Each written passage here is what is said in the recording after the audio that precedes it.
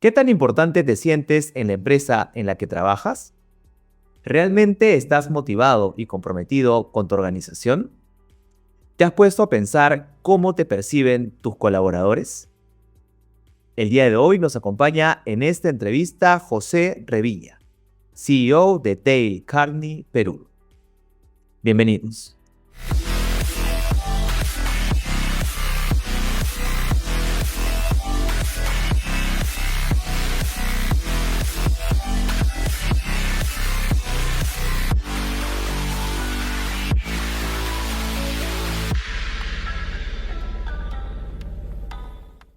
Hola José, ¿cómo estás? ¿Qué tal? Bienvenido al Inversionista. Muchas gracias por aceptar la invitación. ¿Cómo estás?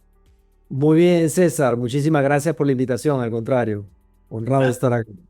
Sí, por supuesto. Gracias a ti por tu tiempo, por tu buena predisposición para estar acá con nosotros y conversar sobre temas que de repente muchas veces en el mundo corporativo no se valoran tanto. Ahora diría que sí un poco más, que es justamente este tema de la relación con las personas que finalmente son el soporte de toda organización.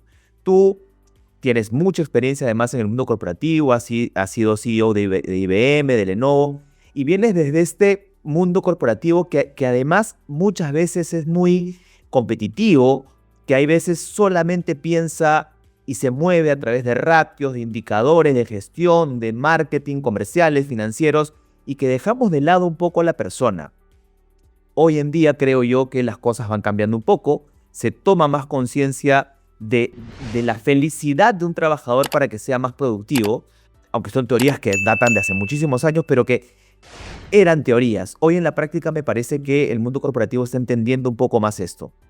Dicho esto, cuéntame tú un poco cuál es el modelo que hoy en día tú estás trabajando, que vienes desarrollando, justamente con esta relación tan íntima y tan personal con los trabajadores de una organización.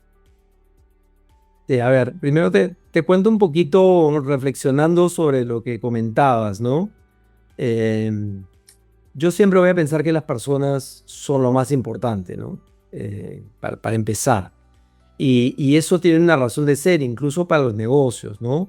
Yo creo que hoy en día ya no se discute y la mayoría de los directivos entiende que para poder tener resultados financieros, para poder tener organizaciones que sean viables y que sean exitosas, necesitan tener una cultura organizacional que tenga, por un lado, empleados, colaboradores que estén comprometidos, que estén motivados, que estén contentos, porque de esa forma, de adentro hacia afuera, eso se traslada hacia tus proveedores, hacia tus socios y obviamente hacia tus clientes, ¿no? Entonces, si tú tienes un equipo humano que está contento, que está motivado, que está comprometido, es mucho más fácil tener clientes que estén contentos, que se sientan bien atendidos, ¿no? Y por lo tanto, eso genera como consecuencia muy buenos resultados, ¿no? No es al revés. Antes se pensaba de que primero los buenos resultados y después pensaremos en el cliente o en las personas. No, yo creo que uno piensa primero en las personas, no solamente porque me parece algo humanamente importante, sino porque eso es lo que te va a permitir ser exitoso, ¿no? Entonces por ahí arrancaría, ¿no? Correcto, correcto, por supuesto. Ahora tú, en digamos, el mundo corporativo, y como mencionaba al inicio, ¿no? Es bastante competitivo, es bastante trajinado. Muchas personas, sobre todo los directivos, las personas que están a cargo de las organizaciones, buscan resultados, que es lo normal. Finalmente, una empresa se crea con la finalidad de buscar resultados. El colaborador, la persona, el individuo que está dentro de la organización forma finalmente parte fundamental dentro de esa estructura. ¿Cómo hacemos? Y eso también te lo preguntaba yo la vez pasada fuera de cámaras que tuvimos una reunión previa.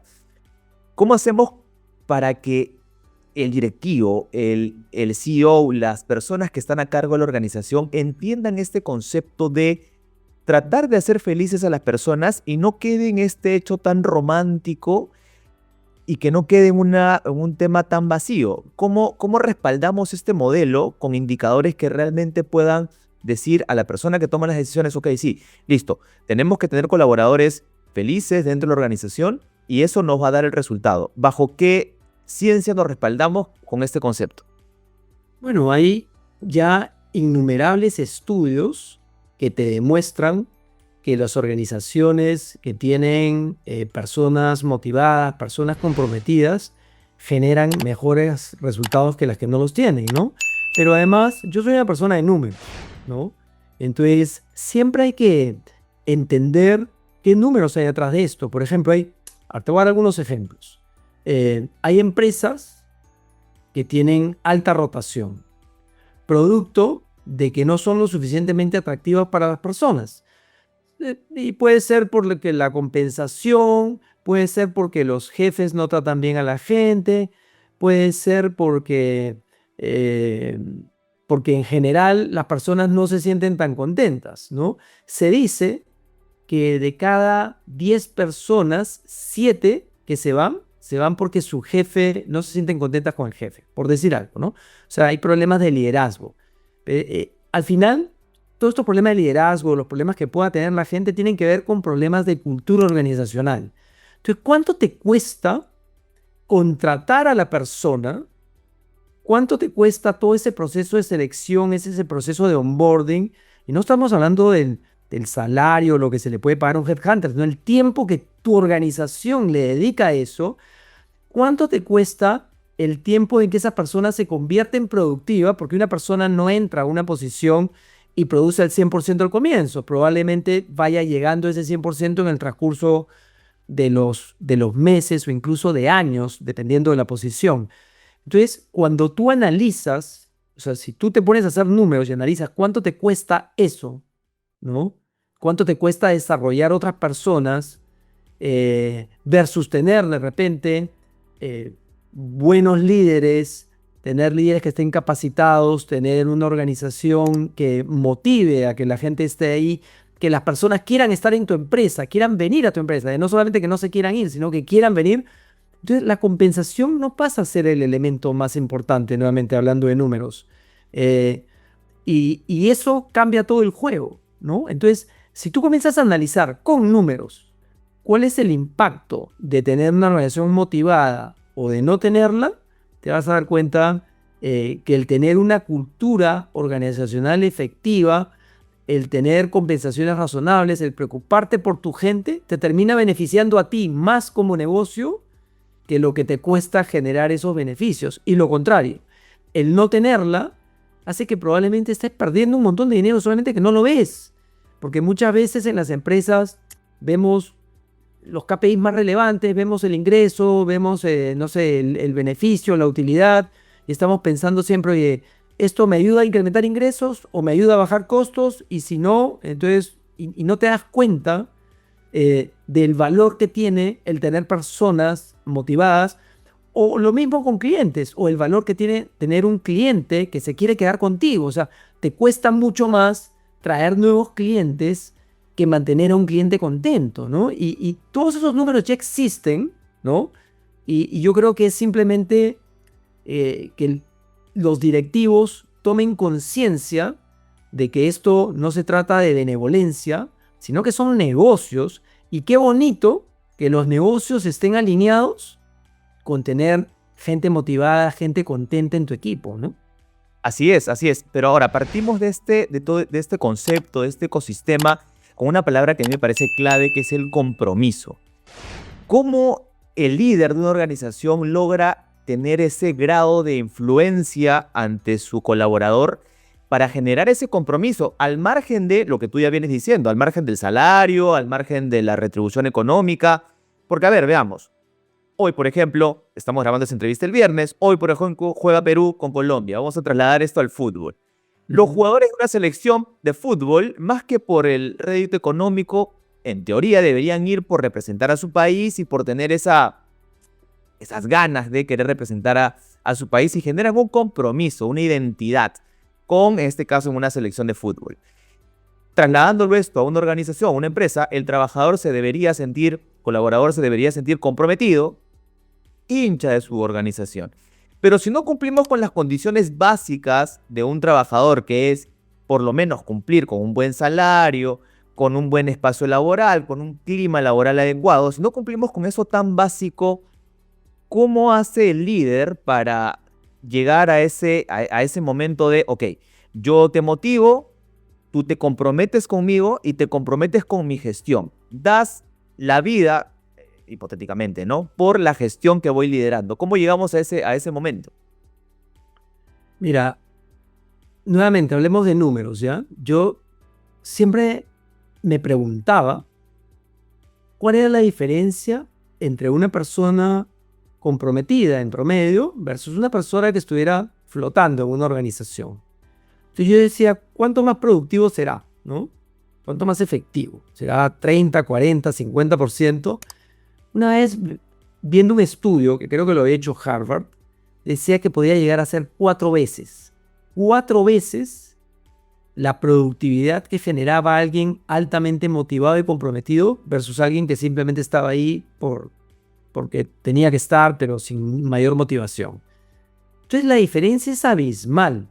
Entonces, y aquí es donde entra el elemento cultura. Si yo soy líder en una organización, tengo que preocuparme por crear esos espacios que hagan que esa cultura, ¿no? Genere ese tipo de motivación, ese tipo de compromiso. Entonces, ¿cómo son esas culturas? ¿No? Obviamente, si tú estás en una empresa, pensemos en cualquiera de nosotros, tú estás en una empresa y tú sientes que la empresa se preocupa por ti, que te va a pagar siempre a tiempo, que ante la duda, como decía un amigo con el que conversábamos de esto, la duda beneficia al empleado, beneficia al colaborador. Y tú sabes que la empresa siempre se preocupa por ti y está pensando en ti y te reconoce y tú sientes que eres parte de y genera un espacio. Por ejemplo, uno de los elementos más importantes para cultura de alto rendimiento es la seguridad psicológica. Entonces, que las personas puedan opinar, puedan expresarse, puedan animarse incluso a tomar algunas acciones porque saben que el sistema no los va a castigar. Al contrario, se promueve eso. Entonces, obviamente, el compromiso que tienes de la gente es muchísimo mayor, ¿no? Y si tú sientes que es un equipo ganador, tienes un líder que sabes que te inspira, que está preocupándose por ti, las personas van a dar todo, ¿no? Y tú me hacías el ejemplo del fútbol. Yo te voy a contar una anécdota. Yo jugué fútbol de chico. De hecho, fui campeón juvenil con Universitario, con la U. Mira. Sí, y no llegué a ser profesional porque entré a trabajar a IBM a los 18 años. Hey. Pero después jugué en liga, muchos años. Y cuando estaba en liga, jugaba con unos amigos y casi todos éramos exfutbolistas o gente que jugaba muy bien. Teníamos un equipo muy bueno. Tanto así que 5 años seguidos ganamos la Liga de San Isidro, que era donde jugábamos, ¿no? El equipo se llamaba Gardenias. Y yo recuerdo, mira la anécdota, yo recuerdo que jugábamos este partido justo el domingo. Nosotros ya estábamos primeros, íbamos a campeonar de todas maneras, pero nos toca jugar un partido el domingo que Perú se jugaba la clasificación al Mundial de México, que jugaba con Argentina en Buenos Aires, hace muchísimos años, ¿ya? Y Perú necesitaba empatar, ¿ya? Y nos ponen partido ese mismo día. Entonces, di tú que el partido de Perú empezó, no sé si a 2 de la tarde hora peruana, o sea, debe haber sido 4 horas argentina, que eran 2 horas de diferencia, y nosotros teníamos que jugar a las 3:30 o las 4. Entonces me acuerdo que nos juntamos todos en la casa del entrenador a ver el primer tiempo del Perú-Argentina y de ahí nos fuimos. Y nosotros éramos 18 jugadores, entrenador, los auxiliares, un equipo de liga, no nos pagaban por jugar. Éramos el primer puesto, le damos 6, 7 puntos al siguiente, ¿no? De los puntos antiguos, de 2. Y sin embargo estábamos ahí. Te voy a decir quiénes estaban en el estadio de la Liga de San Isidro ese día. Del otro equipo eran 7. Estaba el árbitro y un lineman. El otro faltó. Y la persona que abría la puerta, que estaba con otra del estadio, que estaban viendo por televisión en su oficinita el partido. Entonces a mí esa me impresionó porque yo mismo decía, oye, estoy dejando de ver lo que más me gusta, el partido, el segundo tiempo del Perú-Argentina para clasificar al Mundial. Porque antes que eso era el compromiso y teníamos la motivación porque éramos los primeros, nos encantaba jugar fútbol, éramos un equipo súper armonioso y por eso campeonamos 5 años seguidos. Lo que te quiero decir es, yo cuando pienso eso, oye, primero qué locura, ¿no? ¿A quién se le ocurre organizar un partido de liga cuando está jugando la selección peruana? Eso ya no pasa, pero pasaba. Hace algunos años se había hecho el campeonato y seguramente no se validó. Entonces, a mí esto me hizo pensar mucho en el nivel de compromiso que podemos tener las personas cuando creemos en algo y cuando tenemos la motivación. Y ahí no había ni salarios, ¿no? Claro. Y es un ejemplo clarísimo, ¿no? Por supuesto, claro. Es un ejemplo 100% de compromiso y tú lo dices, motivación por lo que te gusta. Estás dejando de hacer algo que evidentemente te tenías que ver. El partido de la clasificación al mundial tenías que verlo. Pero el compromiso y la responsabilidad por que ya tienes ya tienes la responsabilidad asumida, ¿verdad? Totalmente. Estamos hablando de todo esto porque, claro, tú has pasado por IBM, por Lenovo, tienes una experiencia corporativa muy importante, pero ya hace unos años estás dirigiendo, eres CEO de Dale. Corrígeme el apellido porque lo he buscado en internet y todo el mundo lo dice de manera distinta. Dale Carnegie. Ese mismo. Sí, Dale Carnegie. Lo mencionan de manera distinta en la pronunciación del apellido. Sí, en español se podría decir Carnegie, pero es Dale Carnegie, que es un gringo. Y ahora te cuento la historia. Ahorita me vas a contar tu historia. Yo, bueno, ignorante, yo nunca había escuchado hablar de él. Obviamente con la entrevista contigo ya he venido un poco conociendo de qué se trata. No he leído el libro completo, cómo ganar amigos e influir sobre las personas. Busqué un resumen. Qué potente, qué interesante libro, por lo menos el resumen que leí. Y claro, es un adelantado de la época, pues, ¿no? Porque este libro fue escrito hace un montón de tiempo y es lo que pasa ahorita. O sea, es realmente impresionante. ¿Cómo es que tú te vienes a vincular con esta organización y la diriges aquí en el Perú? Cuéntanos un poco y ya bien cómo vienes trabajando con esta organización y los servicios que brindas a través de ella. Sí, te cuento un poco. Tuve una historia que a mí me gusta mucho porque son esos temas donde tu propósito de vida, tus fortalezas y lo que haces está alineado, ¿no? A ver, yo hice una carrera larga en IBM porque, como te comenté, dejé el fútbol a los 18 años y entré a IBM como empleado, ¿no? En esa época trabajando en el centro de cómputo como operador, así que trabajaba en turnos, manejando las máquinas, estos dinosaurios, ¿no? Ahora. Y después de una carrera, fui ingeniero, fui vendedor y qué sé yo, hasta que en un momento de mi carrera me hacen gerente, que era la aspiración máxima que podía tener un chico en IBM, porque la competencia era muy dura, todos eran unos cracks, entonces... y cuando me hacen gerente de un negocio que a mí me gustaba mucho, porque era como una mini gerencia general, era manejar todo el negocio de computadoras personales de la compañía, por casualidad, al poco tiempo, en alguna de mis visitas, yo iba mucho, me gustaban las librerías, me gustaba leer, pero no libros de ayudas, sino novelas, o sea, en general, leer, ¿no? Me encantaba leer, ¿no? Era algo que me inculcaron desde chico. Y me voy a la librería esta época, recuerdo, ahí en Comandante Espinar, y no sé por qué entré y vi este libro azul que decía cómo ganar amigos, influenciar a las personas. Y yo lo vi, lo primero que pensé, dije, estos gringos siempre con esos, el título me pareció terrible, ¿no? Y yo dije, esto es bullshit, ¿no? Disculpa el francés. Pero pensé y dije, influenciar en las personas. Y eso me captó, porque dije, bueno, me han hecho gerente, la gente que me reporta son cracks. Entonces comencé a hojear el libro, dije, bueno, tendré que leer uno de estos libros, pues, ¿no? Yo decía, estos libros, pues, no sé qué irán, ¿no? Y lo comencé a hojear y lo compré. Y cuando lo comencé a leer, fue un shock total para mí, ¿no? Entendí, realmente me maravilló el libro. O sea, este tipo se había adelantado, él había sido un vendedor que descubrió que el camino más rápido no era la recta, sino la curva, que tú para venderle a un cliente necesitabas primero entenderlo, necesitabas escucharlo, necesitabas ser empático, necesitabas tener inteligencia emocional. Conceptos que no se habían desarrollado, te estoy hablando de comienzos de 1900, ¿no? Claro, claro. Este tipo es un crack, se da cuenta de esto, comienza a entrenar a sus vendedores y luego arma este negocio de entrenamiento. Por eso Dale Carnegie tiene más de 110 años en el mundo y hay franquicias en casi 100 países. Y él se hace famoso realmente cuando unos 30 años después de empezar el negocio, escribe el libro, como en 1940 y algo. O sea, este libro tiene más de 80 años o por ahí. Sí, sí, sí, sí. Sigue vigente. O sea, el libro se convierte en un bestseller porque toca todos estos temas que en esa época eran impensables. Hoy en día mucha gente te habla de la importancia de la actitud, de la importancia de las habilidades humanas, de comunicar, de relacionarte, de ser empáticos. En esa época no había nada. Entonces, cuando yo leí el libro, me quedé loco y dije, y además me di cuenta que yo tenía muchos huecos. O sea, que no es que yo no fuera bueno, era malo. O sea, si yo me comparaba, yo- este tipo al final lo que decía, el resumen para mí era, los seres humanos somos egocéntricos. Todo esto que él recomienda suena tan obvio que tú dices, oye, qué fácil, ¿no? O sea, preocuparte por otra persona, escucharla, entenderla, todo tiene lógica. Pero ¿por qué no lo hacemos las personas? Entonces mi deducción era, es que somos egocéntricos. Lo que pasa es que hay algunas personas que son más egocéntricas y otras que son menos.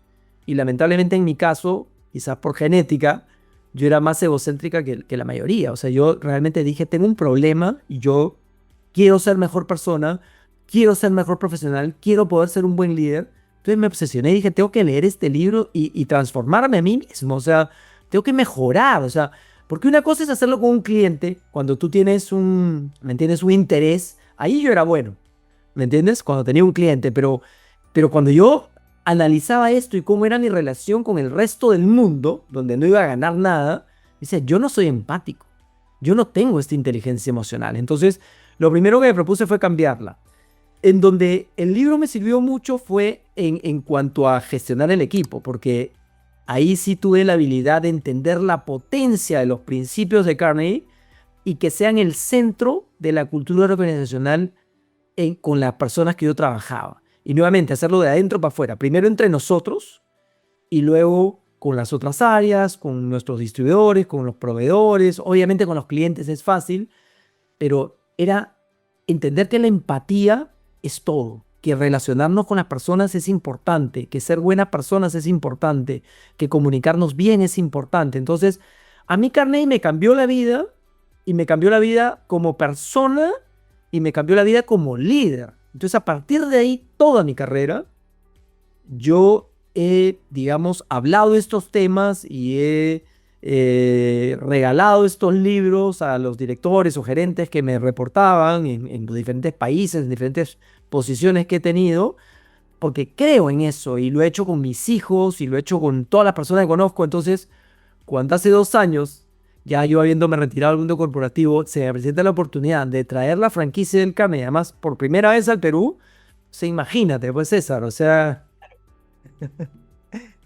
Por supuesto, claro, claro. Qué bacán eso y qué bacán lo que dices. Ahora, mencionas algo que me parece muy, muy importante, ¿no? Y me gustaría que lo desarrolles. Tú dices, con el cliente es fácil, ¿no? ¿Por qué es fácil con el cliente? Porque sabes que de alguna manera con él tienes la necesidad de hacer las cosas correctas, ¿no? Pero con el colaborador no tienes la necesidad de hacerlo porque en teoría te tiene que reportar, es tu trabajador, tú le das la orden, él en teoría tiene que responder.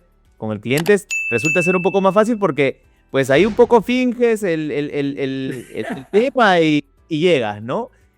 Desarrolla esto, me parece pero interesante. ya te voy a poner ejemplos muy simpáticos, ¿no? O sea, es como cuando tienes una persona que tú te quieres ganar, ¿no?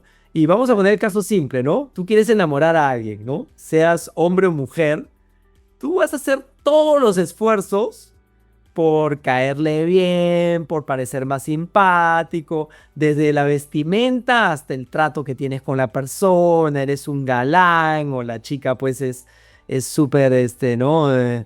Súper cariñosa y súper buena onda, ¿no? Porque tú quieres ganar a esa persona, ¿ya? Y con el cliente pasa lo mismo, tú quieres ganar a ese cliente, entonces tienes un interés. Cuando tú tienes un interés, el ser de alguna manera, no te voy a decir empático en toda, pero el preocuparte te preocupas más por la persona y probablemente vas a estar más cerca a ser empático en todo caso, es más natural. Yo creo que hay gente que ni así es empática, pero la mayoría de las personas, ¿no?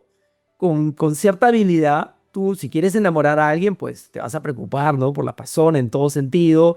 Y si quieres venderle algo a alguien, te vas a preocupar de atender bien a tu cliente. O sea, cuando tú quieres algo, es natural. El tema es si nosotros deberíamos ser empáticos o deberíamos ser buenas personas solamente cuando tenemos una ganancia o deberíamos ser buenas personas siempre. ¿Por qué? Porque esto después va a redundar en un montón de beneficios adicionales que quizás hoy no vemos, pero que después sí vamos a ver, ¿no? Y yo te voy a dar un ejemplo más. Algo típico que a mí me gusta comentar. Muchas veces nosotros vivimos en un edificio, trabajamos en una oficina y hay una persona que trabaja en portería, ¿no? O que es un conserje. Y a veces nos pasa que tenemos años viviendo ahí o trabajando ahí y algunos ni siquiera sabemos el nombre de la persona. Hay otros que sabemos el nombre de la persona, pero la saludamos o a veces ni la saludamos. Hay otros un poquito más avanzados que lo saludan y le dicen hola Jorge, hola Ricardo, hola María, ¿no? Ya están en algo. Pero hay algunas personas que se tomaron algún día 5 o 10 minutos y le preguntaron, María, cuéntame tu vida, ¿y tú de dónde eres? ¿Y tú cómo entraste a trabajar acá? ¿Y qué haces? Y te preocupas por la persona. Y sabes que tiene hijos, o que trabajó en tal sitio, o que vive en tal otro sitio, y cómo viene. Entonces, a partir de esos 5 o 10 minutos, que tú lo único que buscaste es conocer a la persona y entenderla mejor, ¿no? Cada vez que la saludes y le digas, hola María, y además con una sonrisa, lo que María siente es otra cosa. ¿Me entiendes? O sea, la forma en que nos sentimos cuando una persona nos transmite eso, transmite interés por nosotros. Entonces, si el día de mañana tú necesitas que María te ayude por alguna razón, María va a matar por ti y te va a abrir esa puerta o va a hacer lo que sea necesario para ayudarte a resolver un problema X, ¿no? Pero si tú a María pasas y ni siquiera la saludas o le dices hola y chao, el día que tengas un problema, María probablemente no... Puede ser una madre Teresa y que sea tan buena que igual te ayude muchísimo, pero nunca con el mismo nivel de motivación o compromiso que una persona que se siente bien tratada. Esto mismo pasa en las empresas, esto mismo pasa en el mundo. Entonces imagínate que todas las personas de este mundo, César, que todas las personas, tratemos de ser empáticas, tratemos de entender a los demás, de escuchar a los demás, de preocuparnos por los demás. ¡Qué maravilla!, ¿no? Eso es Carnegie. Por supuesto, y tú has tocado un tema también ahorita muy importante que justamente te iba a hacer la pregunta y me da el pie para hacerla.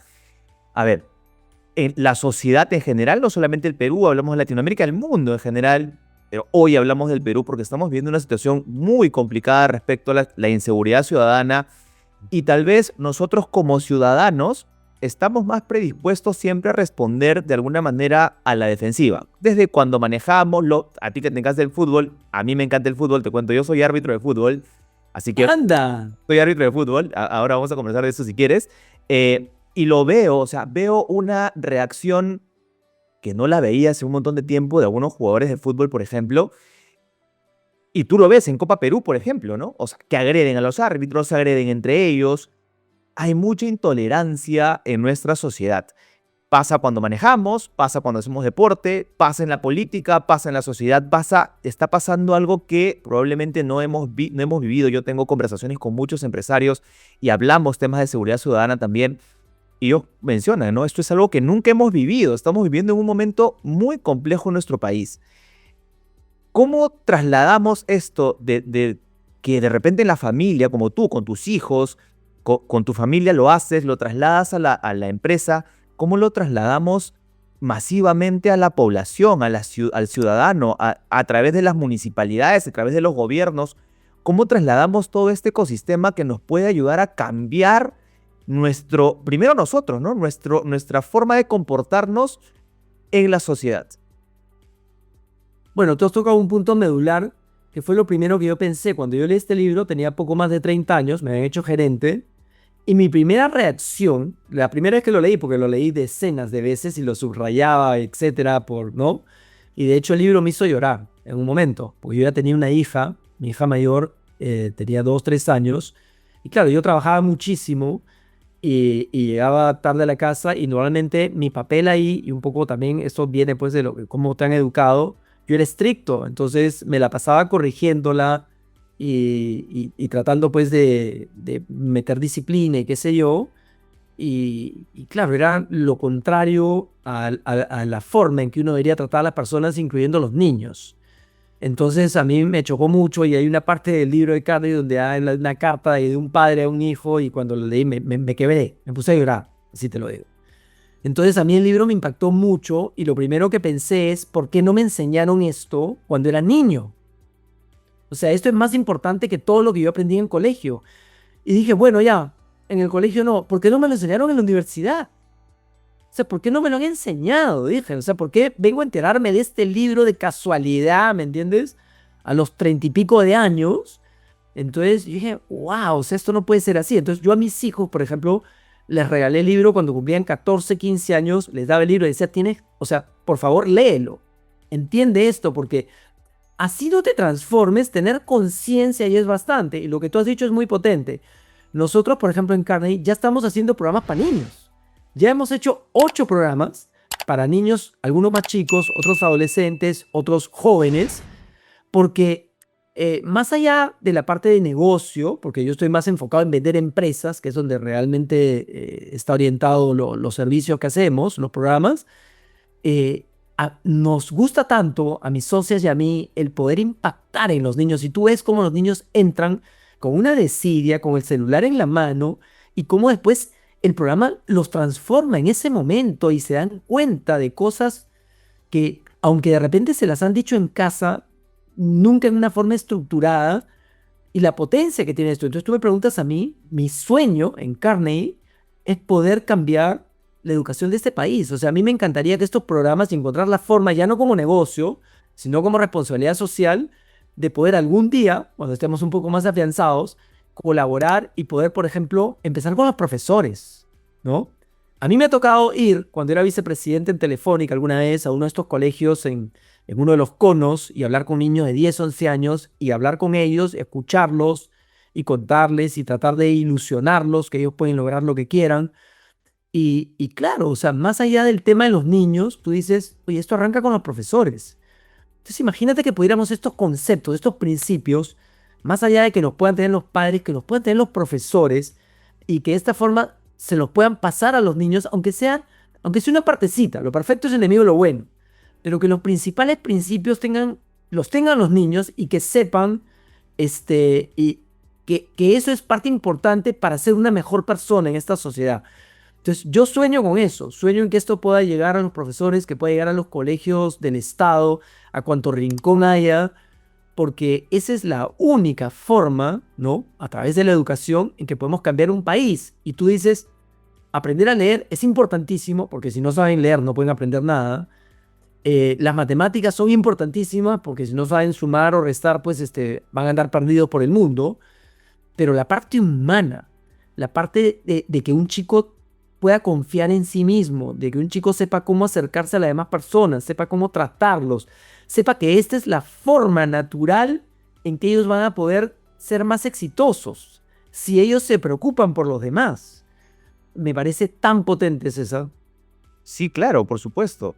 Ahora, hablamos de tratar de ser una mejor persona y esto te lo pregunto, de repente vamos a conversar algo de tu aspecto personal, de tu vida personal, pero a ver, mira, yo he tenido conversaciones con muchas personas, por ejemplo, te menciono a uno, Carla Olivieri.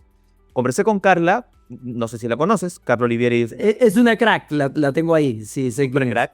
Y por ejemplo, nosotros hablábamos sobre el deporte con Carla y Carla me decía, yo le dije, ¿no? Yo soy deportista, te comento, soy árbitro de fútbol, hago varios deportes también a la vez. Y yo le mencionaba a Carla y le decía, sí, Carla, pero el deporte finalmente es un tema recreativo, porque no todas las personas, y ella me dijo, y ella a pesar de, o sea, que ella es una atleta de alto rendimiento, me dijo, un momentito, el deporte no puede ser recreativo, el deporte siempre tiene que ser competitivo porque eso nos hace ser mejores personas, nos hace vincularnos más.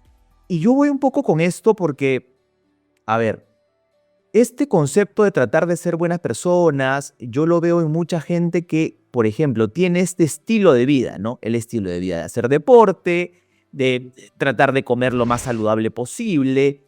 Estos hábitos que finalmente se van aprendiendo en el tiempo, ¿tú crees que son importantes para tratar de ser, no sé si mejor persona, pero una persona que tenga hábitos que impacten a otras? ¿Tú crees que el deporte y estos hábitos de comer saludable, de hacer cosas que vayan por un camino correcto, sí funcionen dentro de la sociedad? Sin duda, o sea, 100% de acuerdo, ¿no? O sea, yo creo que la felicidad, que al final es lo que todos perseguimos, y entendiendo que la felicidad, y la vez pasada leí un artículo sobre esto, la diferencia entre la felicidad y placer, ¿no? O sea, la felicidad es bastante más que el placer y tiene que ver justamente con el resultado a largo plazo de lo que haces, tiene que ver con este balance que tenemos en la vida. Entonces, yo creo que hoy en día ya está demostrado que no hay nada que le haga más daño a una persona que el estrés. Entonces, por ejemplo, es fundamental por eso el desarrollo hasta donde es posible nosotros como personas y es parte de lo que hacemos, parte del libro y de lo que hacemos es cómo manejarte cuando estás bajoneado, cuando tienes una preocupación, cuando estás estresado, cuando tienes que enfrentar un problema. Esa parte es fundamental porque no siempre estamos high, ¿me entiendes? O sea, hay momentos en que estamos bajos. Entonces todo eso es parte y eso es fundamental. Dormir bien, importantísimo, ya está demostrado, incluso para el deporte. Hoy en día ya se ha evolucionado tanto en las técnicas en los deportes que lo que se está experimentando es hacerlos dormir más a los atletas de alto rendimiento porque están viendo que generan mejores resultados, ¿no? Y esto lo empezaron los japoneses con los luchadores de sumo. Muérete de la risa, ¿no? Los luchadores de sumo los hacen dormir más para que puedan tener una mejor performance en el minuto que dura su pelea. Vale. Pero están haciéndolo con todo tipo de atletas. Entonces, el no tener estrés, dormir bien, el tener una buena alimentación, fundamental, ¿no? Ahora, entonces, claro, son hábitos que hay que promover desde chicos y yo no digo que nadie sea perfecto, pero por lo menos tener conciencia, ¿no? O sea, si me como un dulce o algo que sé que no es nutritivo, que no es bueno, pero soy consciente y me doy el gusto, está bien, pero lo que no puedo es caer en tener un desorden alimenticio porque eso me va a hacer daño, eso va a afectar mi felicidad. El deporte o el hacer ejercicio, depende cómo lo pongamos, yo creo que ahí hay dos temas, ¿no? Yo creo que el mantenerte en buena forma y la parte saludable de hacer ejercicio creo que es importante y eso no tiene que ser competitivo, ¿no? Puedes caminar con un amigo, con tu pareja, con tus hijos y es algo súper saludable y creo que eso es bueno, ¿no? Pero ninguno reemplaza a otro, ¿no? O sea, no es que hagas una, o sea, es hacer todas.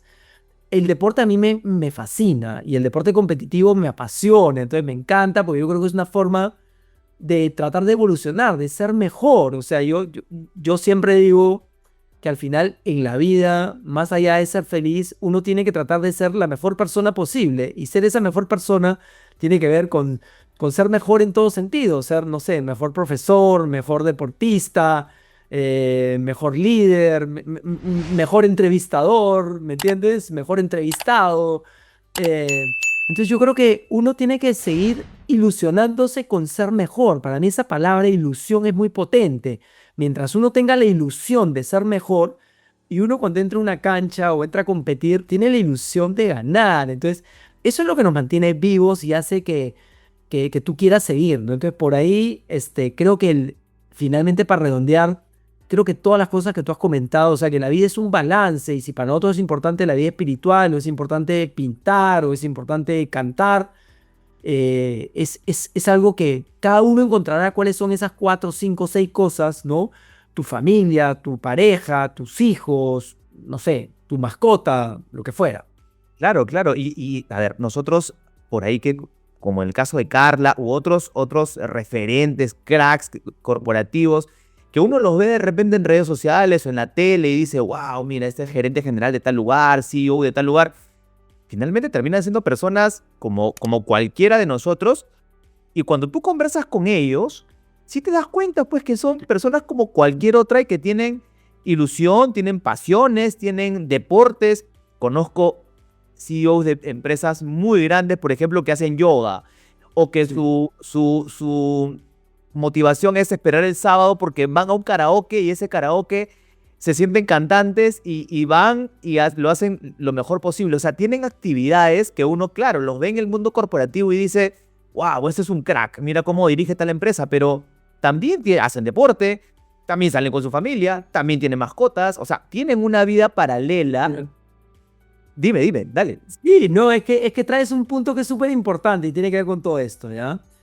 Todas las personas, no importa que seas el presidente del país más grande, o el papa, o el gerente general de una compañía, o la persona de cualquier nivel, todos queremos sentirnos queridos, a todos nos gusta que nos den un abrazo, a todos nos gusta que nos den una palmadita y nos digan, oye, bien César, y no importa que seas el presidente ¿no? del país, también quiere que le digan, oye, bien, ¿no? Bien ahí, qué bueno, qué bacán lo que hiciste. O sea, no es que el reconocimiento es solamente para la gente que está en la base o para los chicos. Los papás también queremos ser reconocidos, los abuelitos también. O sea, el ser humano, entre otras características, más allá de ser egocéntrico, es muy, no te voy a decir dependiente, pero el ser reconocidos es algo que genera mucho impacto.